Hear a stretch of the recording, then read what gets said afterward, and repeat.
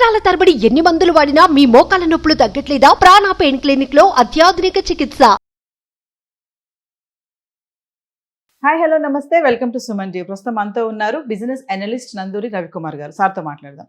నమస్తే సార్. నమస్తే, బాగున్నామ్మా? Fine sir. సార్ ఇప్పుడు ఎస్ఐపి సిప్ ఉంది and lump sum, SIP versus lump sum which is better అంటే దేంట్లో ఇన్వెస్ట్ చేస్తే మంచి లాభాలు వస్తాయి అంటే ఏం చెప్తారు sir? SIP or lump sum. SIP అంటే ఏమిటి?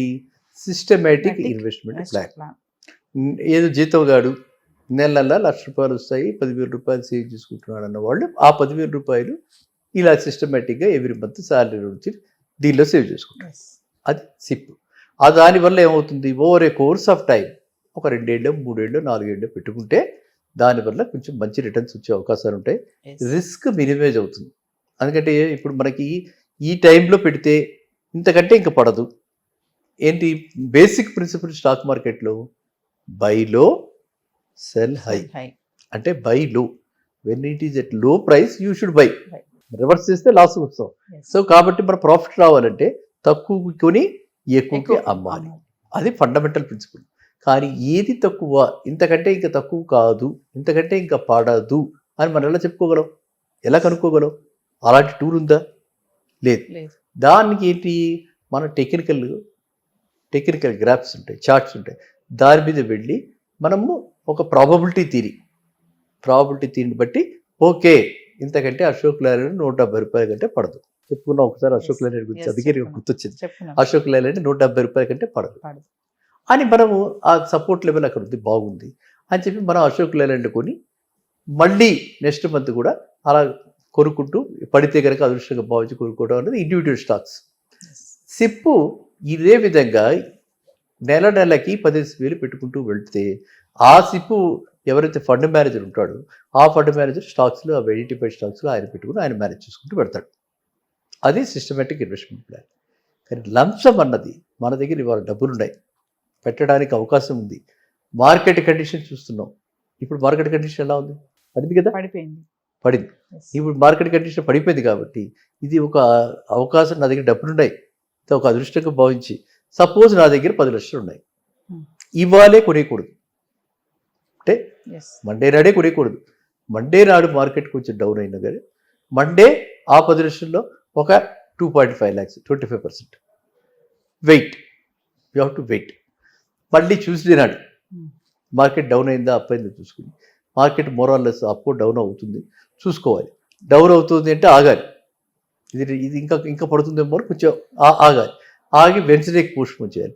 ఆ విధంగా మార్కెట్లో గ్రాడ్యువల్గా ఒకేసారి ఈ లంసమ్ని 4 ఇన్స్టాల్మెంట్స్లో ఆర్ 5 ఇన్స్టాల్మెంట్స్లో మనము ఈ పడుతున్న కండిషన్స్లో పెట్టేసేయాలి. ఎందుకంటే బాగా పడింది కాబట్టి మార్కెట్ రీసెంట్ పాస్ట్లో అలా పెట్టేసేస్తే మనకేమవుతుంది, ఇంత లంసమ్ మీద ఒక్కసారిగా మనకి మార్కెట్ ఎప్పుడైతే కొంచెం స్టెబిలైజ్ అవుతుందో హై రిటర్న్స్ వస్తాయి.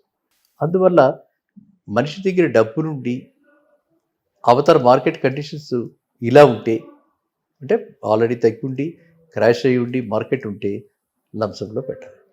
మనిషి దగ్గర మినిమం డబ్బు నుండి సేవింగ్స్ ఓరియంటెడ్గా ఉండి సేవింగ్స్ బిల్డప్ చేసుకోవాలి అంటే అలా పెంచుకోవాలి కదా. ఏదో ఇల్లు కొనుక్కోవాలంటే బాధ్యత మనీ కావాలి. ఎంత 100% ఎవరు ఫైనాన్స్ చేయరు. లేదు మన కారు కొనుక్కోవాలన్నా కావాలి. ఏం చేయాలన్నా కూడా మనకి కొంచెం లంసం బందంటే అంటే లోన్కి వెళ్ళాలన్నా కూడా ఆ లోనే ఎందుకు ఆలోచించాలి? అలా కాకుండా ఏదన్నా మనం కొనుక్కోవాలి, ఏదన్నా చేసుకోవాలి, ఫంక్షన్ బిడ్డ పెళ్లి చేసుకోవాలి, ఏం చేసుకోవాలన్నా కూడా మనకి ఖచ్చితంగా కావాలి, వనరులు కావాలి. అవి ఏ విధంగా సేవ్ చేసుకోవాలంటే సిప్ అన్నది వన్ ఆఫ్ ది మెథడ్స్ అనమాట. సో అందువల్ల మనిషి యొక్క ఇండివిజువల్ యొక్క కెపాసిటీని బట్టి, ఇండివిజువల్ దగ్గర ఉన్న డిస్పోజబుల్ ఇన్కమ్ని బట్టి, డిస్పోజబుల్ సేవింగ్స్ని బట్టి, ఆల్రెడీ నా దగ్గర ఏదో చిట్ ఫండ్ డబ్బులు అవన్నీ ఉన్నాయి 5 లక్షలు, మార్కెట్ ఇలా పడిపోయింది, మంచి అవకాశం, క్రాష్ అయిపోయింది ఒకరోజు, చెప్పలేము ఏ రోజు ప్యానిక్ సిచ్యుయేషన్ క్రియేట్ అవుతుంది చెప్పలేము. క్రాష్ అయిపోయింది, టక్కమని కొనుక్కోవాలి, అప్పుడు లంసమ్ డిప్లాయ్ చేయాలి. ఓకే. సో ఇది ఆ పర్టికులర్గా ఫెన్స్ సిట్టర్స్ అంటారు, వాళ్ళు కూర్చుని ఉంటారు గోడ మీద, ఆ కూర్చుని అవకాశం దొరికిందని జంప్. ఆ విధంగా దీని డెసిషన్ ఏంటంటే దీని కాన్సెప్ట్స్ మనం తెలుసుకుంటారు. సిప్పు ఏది బాగా ఇచ్చేస్తుంది, ఏది ఎక్కడ ఎప్పుడు పెట్టాలి అన్నది మనం తెలుసుకోవాలి. SIP is for a longer term always. మనకి ఏ పెద్ద రిటర్న్స్ రావు, 6 నెలల్లో, 3 నెలల్లో, 12 నెలల్లో మనకి returns Rao. SIP minimum 3 to 5 years ఉంటే వాడికి సిప్. లంసంలో ఏంటంటే ఎప్పుడైనా సరే డ్రమాటిక్గా చేంజ్ అవుతుంది, డ్రమాటిక్గా ఫాల్ వస్తుంది, లేకపోతే గెయిన్ వస్తుంది. రెండిట్లో ఏది జరగాలన్నా కూడా మనకి లంసం. Got it? సో అందువల్ల సిప్కి లంసంకి ఇండివిజువల్ బట్టి, ఇండివిజువల్ యొక్క సత్తాని బట్టి, ఆయన యొక్క ఫైనాన్షియల్ కెపాసిటీని బట్టి మార్కెట్ తోటి పోల్చుకుని ఏది బెటర్ అని చెప్పి చూసి ఆ సిచ్యువేషన్లో మనం దానిలోకి వెళ్ళాలి. సిస్టమాటిక్ ఇన్వెస్ట్మెంట్ ప్లాన్ SIP దాన్ని అసలు ఎలా స్టార్ట్ చేయాలి అంటే ఎలా స్టార్ట్ చేయాలంటే బేసిక్ అమౌంట్ 500 రూపీస్ నుంచి స్టార్ట్ చేయొచ్చు, yes. నెల నెలా పెట్టుకోవచ్చు. ఓకే, అది మనం 1 year నుంచి ఎన్నైనా 10 years కూడా పెట్టుకోవచ్చు. అది ఆటోమేటిక్గా మనము స్టాండింగ్ ఇన్స్ట్రక్షన్స్ ఇస్తే బ్యాంక్లో మన అకౌంట్ నుంచి అది విడిపోతూ ఉంటుంది. అది పద్ధతి. Okay, Yes. అండ్ తర్వాత నెక్స్ట్ ఏంటి, సిస్టమేటిక్ ఇన్వెస్ట్మెంట్ ప్లాన్ మనం ఇద్దరు చెప్పుకున్నట్టు మన దగ్గర మనకి ఇండివిజువల్ స్టాక్స్ కొనుక్కునేది, ఇండివిజువల్ స్టాక్స్ ట్రాకింగ్ చేసుకుని, ఇండివిజువల్ స్టాక్స్ మీద మనం దృష్టి పెట్టి చూసుకోవడం, సెలెక్షన్ చేసుకోవడం కష్టం. మనకు అంత టైం లేదు, మనకి అంత ఇంట్రెస్ట్ లేదు, నాలెడ్జ్ లేదు. నేను I want to enjoy my life but still I should have it's exposure in stocks అనుకున్న వాడికి సిప్. అంతే కదా, Yeah. లాస్ట్ టైం కూడా చెప్పుకున్నాను. రోజుకి 1 గంట కనుక స్పేర్ చేసి ఎకనమిక్ న్యూస్ ఇవి చదువుతూ అవగాహన పెట్టుకోగలిగిన వాళ్ళకి మాత్రమే ఇండివిజువల్ స్టాక్స్లో పెట్టుకోవాలి. ఇవన్నీ నాకు లేదు, అవన్నీ చేయలేను, నాకు ఎందుకంటే ఈ 1 hour కూడా నేను స్పేర్ చేయను, నా డబ్బులు వేరే వాళ్ళ చేతిలో పెడతారంటే సిప్లో పెట్టుకోవాలి. సో సిప్ ఎప్పుడు ఏ ఏజ్లో స్టార్ట్ చేయాలి అంటే ఐడియల్లీ ఫస్ట్ ఎంప్లాయ్మెంట్ రాగానే అమ్మా నాన్న దగ్గర డబ్బులు అడిగి సిప్లో పెట్టకూడదు. 17 ఏట 18. ఐడియల్లీ ఫస్ట్ ఎంప్లాయ్మెంట్ రాగానే సిప్ పెట్టాలి, అక్కడ స్టార్ట్ చేయాలి. అర్థమైందా? కొంత అమౌంట్ సిప్లో పెట్టాలి, కొంత అమౌంట్ మనకి ఇన్సూరెన్స్లో పెట్టుకోవాలి. టర్మ్ ఇన్సూరెన్స్ ఇవన్నీ ఉన్నాయి కదా, వాటిలో పెట్టుకోవాలి. అది అలా ప్లాన్ చేసుకోవాలి. అక్కడికి వెళ్ళి లైఫ్ ఒకటే కాకుండా మనకి మనీ బ్యాక్ పాలసీస్ అవి తీసుకోకూడదు. అది కూడా మనం మాట్లాడుకుంటాం అనుకుంటున్నాం. ఇన్సూరెన్స్ లేకపోతే ఒకసారి మాట్లాడదాం. Yes. ఇన్సూరెన్స్లో కూడా రకరకాల పాలసీస్ ఉన్నాయి. సో మనం అవన్నీ కూడా ప్లానింగ్ ఆ right age is when you get employment, maybe 25, 26, 27 ఆ ఏజ్లో స్టార్ట్ చేయాలి సిప్. Yes. అలా అని చెప్పి ఇప్పుడు మన 40s, 50s వచ్చాక డబ్బులు ఇప్పుడు ఉన్నాయి, అప్పుడు డబ్బులు లేవు, ఇప్పుడు చేయకూడదు అంటే ఇప్పుడు కూడా స్టార్ట్ చేయొచ్చు.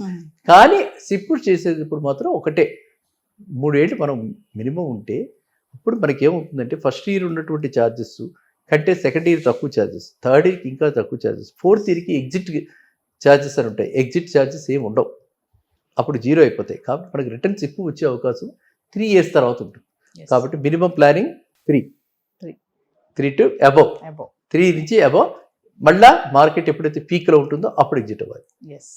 పీక్ అయిపోయింది అప్పుడు ఎగ్జిట్ అవ్వాలి. మినిమం అంత ఒకేసారి ఎగ్జిట్ అవ్వాలని కూడా లేదు కదా, Yes. కొంత ఎగ్జిట్ అయిపోవాలి. అట్లా అది planning. Thank you, sir. Right.